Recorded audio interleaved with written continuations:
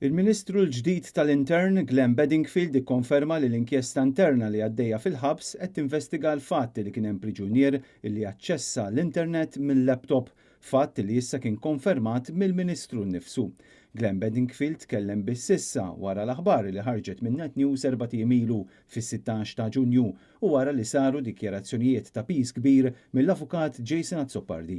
Kien fil-bidu ta' din il-ġimgħa meta s-sit netnews.com.mt svela li Adrian Agius aċċessa WhatsApp minn dan il-laptop illi kienet juża u niżżel anke xi filmati mill-internet. Bl-awtoritajiet jappuntaw inkjesta amministrattiva u mhux inkjesta maġisterjali. Glenn Bedingfield qed jgħid illi hu jrid ikun jaf il-fatti għalkemm il-korp tal-Pulizija qed jgħid illi mhux se jitfa' riżorsi fuq spekulazzjonijiet. L-inkjesta interna li għaddejja fil-ħabs li hija waħda amministrattiva se tkun immexxija mill-imħallef emeritu Antonio Mizzi.